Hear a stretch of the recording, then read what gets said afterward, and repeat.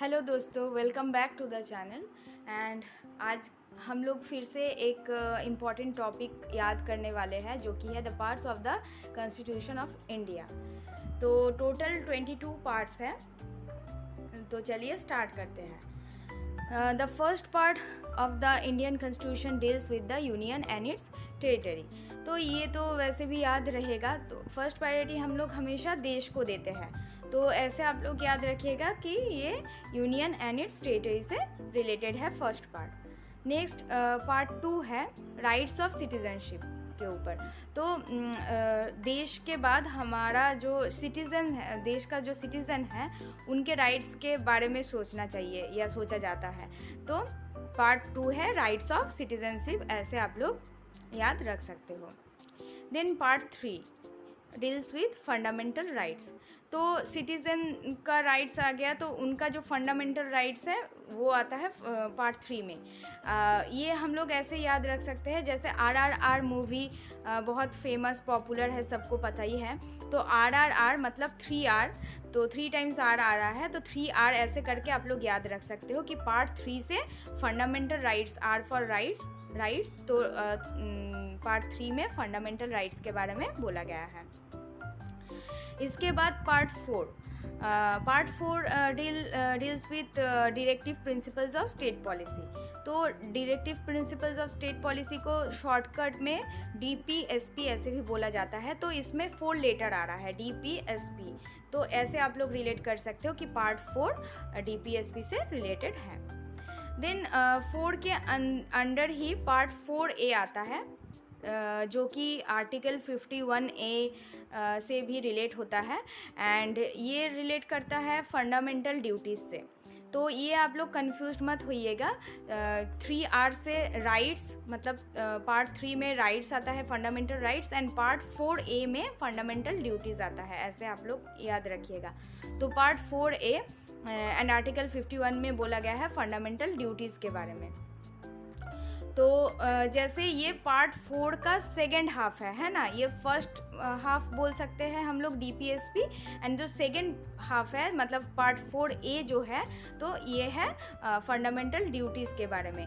तो ये कब ऐड किया गया था, ये भी बहुत बार क्वेश्चन में पूछा जाता है। Added by 42nd amendment act 1976। तो पार्ट 4 का सेकेंड हाफ है, ऐसे आप लोग याद रख सकते हो। 42nd पार्ट 4 का सेकेंड पार्ट है फंडामेंटल ड्यूटीज़, तो 42nd अमेंडमेंट। एंड 4 और 2 ऐड करने से 6 आता है। तो ये भी हम लोगों को बहुत कन्फ्यूजन होता है कौन सा ईयर था। तो 4 + 2 6 होता है, तो 1976। ठीक है। इसके बाद पार्ट 5 जो कि यूनियन पार्ट से रिलेटेड है, द यूनियन पार्ट। तो जैसे हम लोग जो पार्ट 5 है, तो 5 का जो रोमन वो है हम लोग लिखते हैं, वो V के तरह दिखता है। तो UV ऐसे हम लोग रिलेट कर सकते हैं, यूनियन U से होता है, एंड पार्ट 5 का जो V का जो पार्ट है वो V से रिलेट होता है, तो UV ऐसे हम लोग रिलेट कर सकते हैं। U के बाद V आता है। या फिर आप लोग ऐसे भी याद रख सकते हो कि यूनियन जो वर्ड है, ये 5 लेटर्स वर्ड है, UNION। तो 5 लेटर्स वर्ड है, तो यूनियन का जो पार्ट है, यूनियन पार्ट, वो पार्ट 5 में आता है। Next part 6। तो पार्ट 6 में बोला गया है स्टेट के बारे में। अब यूनियन के बाद स्टेट ही आएगा, तो पार्ट 6 है स्टेट के बारे में। और ऐसे भी स्टेट भी S से स्टार्ट होता है, एंड 6 भी S से स्टार्ट होता है। तो स्टेट से 6 ऐसे आप लोग SS आप लोग रिलेट कर सकते हो। देन पार्ट 7 ये पहले था, जो कि पार्ट B स्टेट्स से रिलेटेड था, बट वो डिलीट कर दिया गया है अभी, डिलीटेड इन 1956 बाय 7th अमेंडमेंट 1956 एक्ट के तहत। तो ये आप लोग ऐसे याद रख सकते हो 5 6 7।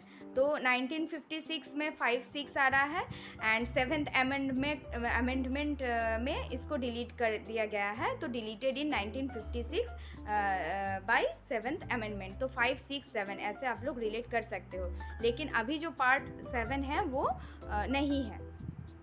Next part 8।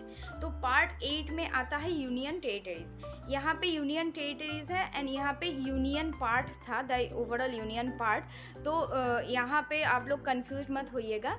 तो यूनियन टेरिटरीज को हम लोग शॉर्ट में बोलते हैं यूटी। तो यूटी से अगर हम लोग इसका प्रोनाउंसिएशन करें तो 8 जैसा ऐसे हम लोग प्रोनाउंस कर सकते हैं, यूटी 8।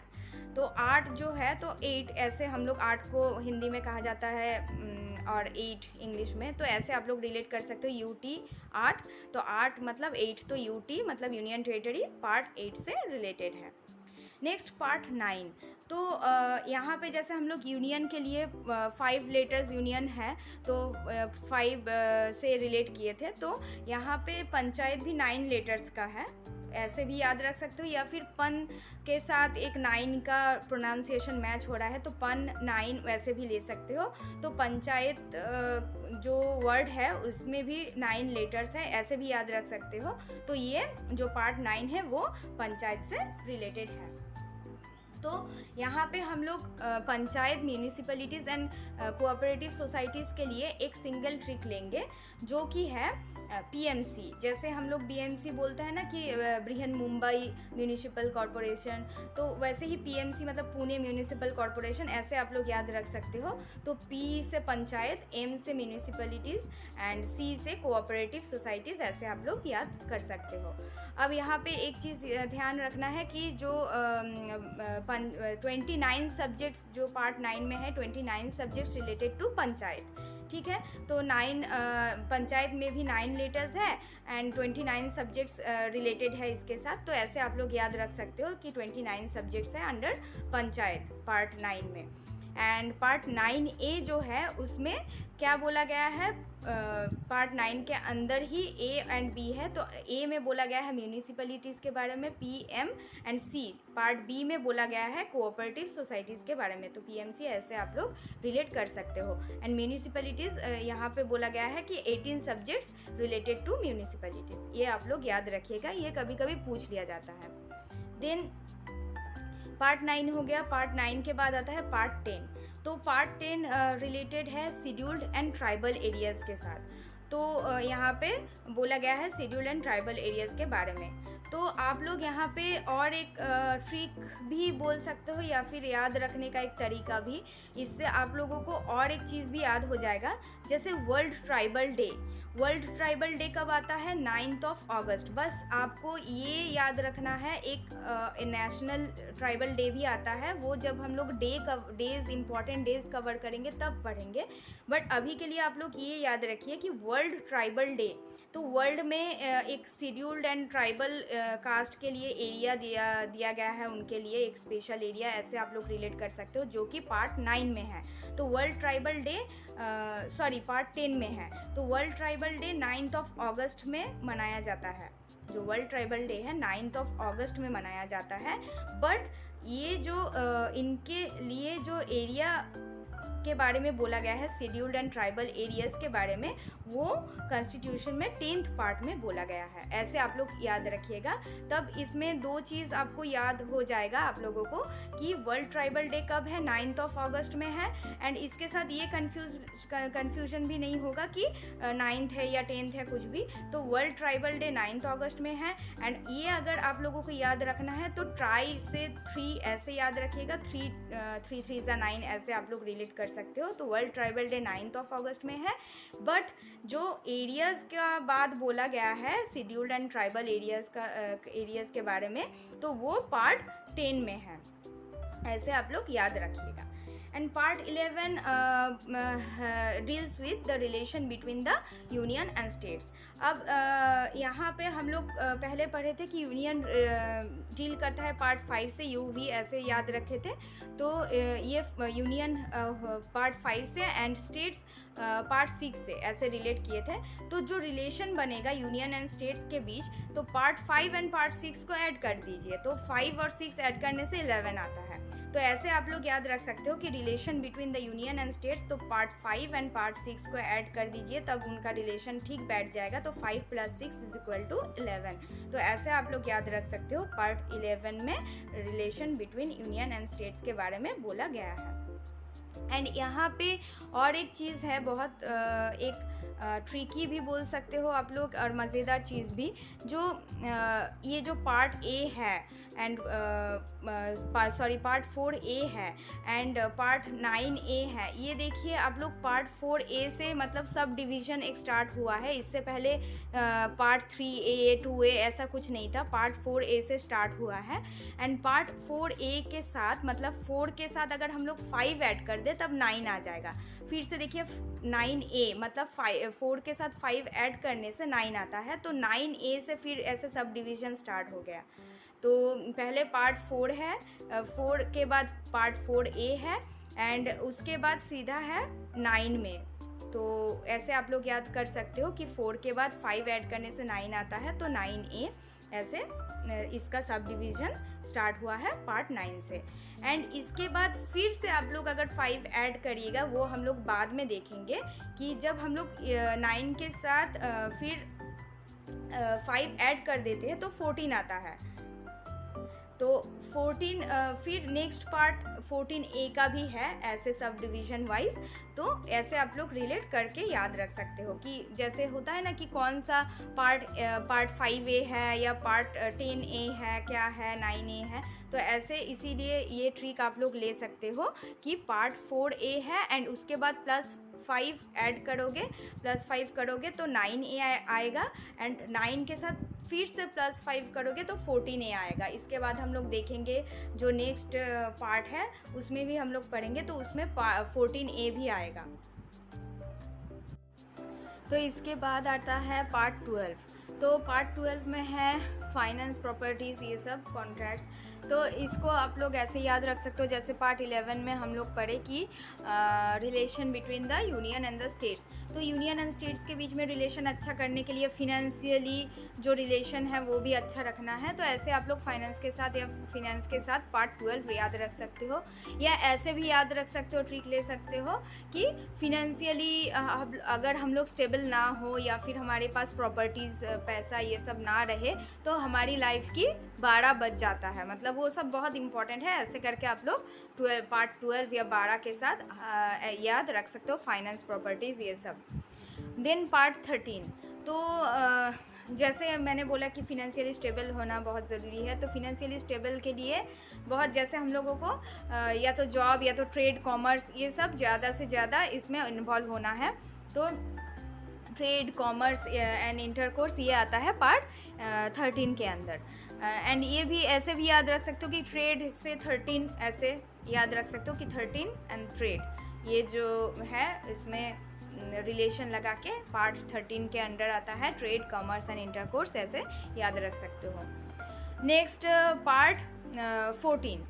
तो पार्ट 14 आप लोग ऐसे याद रख सकते हो जैसे भगवान राम 14 साल के लिए वनवास गए थे, तो वो सर्विस नहीं दे पाए थे अपने राज्य के लोगों को सर्विस नहीं कर पाए थे या सर्विस नहीं दे पाए थे क्योंकि वो दूर थे राज्य से। तो ऐसे ही याद रख सकते हो services under union and states part 14 के अंडर आता है, जो कि है मतलब यूपीएससी एंड पीएससी उस सबसे रिलेटेड, पब्लिक सर्विस कमीशन। तो ऐसे आप लोग याद रख सकते हो। एंड इससे पहले जैसे मैंने बोला कि पार्ट 4 है, उसके बाद 5 ऐड कर दो तो पार्ट 9A है एंड उसके बाद फिर से 5 ऐड कर दो तो पार्ट 14A है। तो यहाँ पे भी 14 के अंडर आएगा 14A। तो पार्ट 14A में क्या है? पार्ट 14A में है ट्रिब्यूनल्स। तो जैसे हम लोग पार्ट 14 याद किए कि भगवान राम 14 साल अपने राज्यों को सर्विस नहीं दे पाए, तो आते ही उन्होंने क्या किया, अपना न्यायालय में काम स्टार्ट कर दिया, लोगों के लिए काम करना स्टार्ट कर दिया। ऐसे आप लोग याद रख सकते हो। पार्ट 14A में है tribunals. Then part 15 deals with the elections. तो इसमें मैंने याद रखने के लिए ये ट्रिक लिया कि द्रौपदी मुर्मू जो हमारी प्रेसिडेंट है अभी एट प्रेजेंट, तो Draupadi Murmu elected as the 15th president of India. और ये मैंने इसीलिए लिया क्योंकि इससे रिलेटेड और 2-3 चीज़ है जो कि पूछ लिया जाता है, जैसे कि she is the second woman after Pratibha Patil, वो उनके बाद ये सेकेंड वुमन है, and youngest person to occupy the post. तो ये भी बहुत इम्पॉर्टेंट है। तो ऐसे आप लोग याद कर सकते हो कि 15 प्रेसिडेंट इलेक्टेड हुआ है द्रौपदी मुर्मू जी, एंड इलेक्शन से ऐसे आप लोग पार्ट 15 को रिलेट कर सकते हो। देन पार्ट 16, तो इसमें आता है special provisions for SC and ST and Anglo Indians representative. तो जैसे स्पेशल 26 मूवी के बारे में सब जानते हैं, तो स्पेशल 26 यहाँ पे तो 22 पार्ट्स है ऑल ओवर, तो स्पेशल 26 आएगा ही नहीं, तो स्पेशल 16 ऐसे आप लोग याद रखो। स्पेशल 26 यहाँ पे नहीं, स्पेशल 16। तो 16 के साथ 16 पार्ट 16 में है special provisions for SC ST and Anglo Indian representatives. And SC ST के एरिया के बारे में हम लोग देखे थे कि पार्ट 10 में है। तो पहले उनको एरिया दिया जाएगा, मतलब ऐसे रिलेट कर सकते हो, याद रख सकते हो कि उनको पहले रहने के लिए उनका जो है वो थोड़ा मतलब कुछ देखा जाएगा, फिर उनका जो स्पेशल प्रोविज़न उनको दिया जाएगा उसके बारे में बोला, मतलब सोचना पड़ेगा। तो ऐसे आप लोग याद रख सकते हो। पहले जो है पार्ट 10 में वो है अबाउट स्पेशल मतलब SC एंड ST एरियाज़, मतलब स्पेशल एरियाज़ के बारे में। एंड यहाँ पे है पार्ट जो 16 में है वो है special provisions for SC ST and Anglo Indians. And ये जनरल नहीं है, जनरल कैटेगरी नहीं है, अलग कैटेगरी है, तो स्पेशल कैटेगरी है। तो ये भी ऐसे आप लोग याद रख सकते हो कि स्पेशल कैटेगरी के लिए special provisions in part 16। Then part 17, तो जैसे 24 आवर क्लॉक्स होता है, तो वहाँ पे हम लोग 5 बजे को 17 ऐसे जानते हैं कि टाइम में ऐसे बोला जाता है 17 आवर्स करके। तो जो ऑफिशियली टाइम होता है, हम लोग बोलते हैं ना जनरली कि 9 to 5 जॉब है ऐसे। तो ऐसे करके आप लोग 17 के साथ, मतलब यानी कि 5 PM के साथ 17 के साथ आप लोग ऑफिशियल ऑफिस टाइम ऐसे याद रख के ऑफिशियल लैंग्वेजेस को याद रख सकते हो अंडर पार्ट 17। देन पार्ट 18 में है इमरजेंसी प्रोविज़न। तो इमरजेंसी प्रोविज़न आप ऐसे याद रख सकते हो आप लोग कि जो 18 इयर्स होता है वो एक बहुत टीनेज का या हमारी लाइफ का भी बोल सकते हो एक मेजर पार्ट, मतलब मेजर एज होता है, एक वाइटल एज होता है वो। मतलब जैसे हम लोग बहुत धूमधाम से 18 वाला 18th जो बर्थडे आता है तो वो भी धूमधाम से मनाते हैं। फिर 18 years is the minimum age to vote, ये भी है। फिर शादी के लिए भी मतलब 18 इयर्स मतलब एक इम्पॉर्टेंट एज है। तो मतलब 18 इयर्स होने से ही वो मतलब शादी के उससे पहले शादी करना नहीं अलाउ नहीं होता। तो ये सब आप लोग याद रख सकते हो कि 18 एक मतलब बहुत इम्पॉर्टेंट एंड इमरजेंसी एक एज है, ऐसे करके रिलेट करके आप लोग पार्ट 18 के अंदर इमरजेंसी प्रोविज़न याद रख सकते हो। देन पार्ट 19, इसके अंडर आता है मिसलेनियस प्रोविजंस। तो मिसलेनियस मतलब मिक्स्ड। तो जैसे पार्ट 18 के बाद मतलब एज जो हमारी 18 के बाद जब 19 आता है तो वो होता है लास्ट टीन एज। मतलब उसके बाद हम लोग थोड़ा ग्रो होते हैं, थोड़ा मतलब आगे बढ़ जाते हैं इन टर्म्स ऑफ एज। तो 19 जो है वो लास्ट टीनेज है। तो वहाँ पे मतलब 19 एज में आके हम लोग मतलब पीछे का सब याद करते कि नेक्स्ट ईयर हम लोग 20 साल के हो जाएंगे, थोड़ी जिम्मेदारी और बढ़ जाएगी, थोड़ी मस्ती मजाक कम हो जाएगी, हम लोग रिस्पॉन्सिबिलिटी लेने लगेंगे। तो ऐसे हम लोग बचपन का एंड टीनेज का सब याद करते हैं कि 19 एज में आके कि ये हुआ। मिसलेनियस हर कुछ चीज़ मिक्स्ड जो है वो दिमाग में हम लोगों का याद आ जाता है। तो ऐसे आप लोग रिलेट कर सकते हो part 19 with miscellaneous provisions. Then part 20 में अमेंडमेंट ऑफ कॉन्स्टिट्यूशन। तो जैसे मैंने बोला कि 19 तक आते आते फिर मतलब पीछे वाला जो miscellaneous part of our life ये याद आने लगता है, हम लोग सोचने लगते हैं। तो उसके बाद जब 20 इयर्स के हम लोग हो जाते हैं, थोड़ी जिम्मेदारी बढ़ जाती है, तो तब हम लोग क्या देखते हैं, जब हम लोग जैसे जैसे रिस्पॉन्सिबिलिटी बढ़ती जाती है तो हम लोग देखते हैं कि हमने क्या गलती किया, वो सुधारे, क्या किया लाइफ में गलत किया या क्या नहीं किया, वो चीज़ न्यू से मतलब न्यू तरीके से लाइफ में स्टार्टिंग करे, ये सब देखते हैं। अपने आप को एक तरीके से सुधारते हैं एट द एज ऑफ 20। ये बोल सकते हो कि टीनेज में जो गलतियाँ किया हम लोगों ने वो हम लोग एट द एज ऑफ 20 ना करें, अब हम लोग ग्रो के पाथ में हैं। तो ऐसे आप लोग अमेंडमेंट योरसेल्फ ऐसे करके as at the age of 20 ऐसे याद रख सकते हो। 20 के अंडर आता है amendment of the constitution. Next part 21। तो 21 जैसे मैंने बोला कि जब हम लोग खुद को अमेंड कर लेते हैं, खुद को थोड़ा थोड़ा सुधारने लगते हैं, तो 21 ईयर्स के एज से बोल सकते हो एक तरीके का ट्रांजिशनल पीरियड आ जाता है हमारी लाइफ में। मतलब थोड़ा हम लोग ग्रो करने लगते हैं, थोड़ा सोच भी चेंज करने लगते हैं। तो ऐसे टेम्पोररी जो चीज़ें हैं, जो बचपन की गलतियां हैं वो भूलने लगते हैं एंड ग्रो अप करने लगते हैं लाइफ में। एंड वो एक transitional period of our life होता है 21 ईयर्स ऑफ एज, ऐसे आप लोग याद रख सकते हो आफ्टर द अमेंडमेंट। तो पार्ट 20 में अमेंडमेंट आ गया एंड पार्ट 21 में temporary, transitional and special provisions, ये वाला। देन पार्ट 22, तो ये आप लोग ऐसे याद रख सकते हो कि the last part of our life, ऐसे तो ये last part of the constitution भी है 22। तो ऐसे याद हम लोग रखेंगे कि the last part of our life is, मतलब तब हम लोगों को लगता है लाइफ अभी बहुत शॉर्ट हो गया है, बहुत कम बचा है, कुछ भी 3 महीना या साल बचा हुआ है। तो हम लोगों को एक न्यू स्टार्टिंग करना चाहिए, एक न्यू सोच रखना चाहिए कि जितना भी लाइफ चाहे कितना भी शॉर्ट हो, कुछ दिन का, महीना का या साल का हो, तो वो जो दिन बचा हुआ है उसको हम लोग बहुत अच्छे से जीना चाहते हैं, अच्छी सोच के साथ एंड अच्छे से अच्छा कुछ करके जीना चाहते हैं। फिर मतलब ऐसे करके याद रख सकते हो।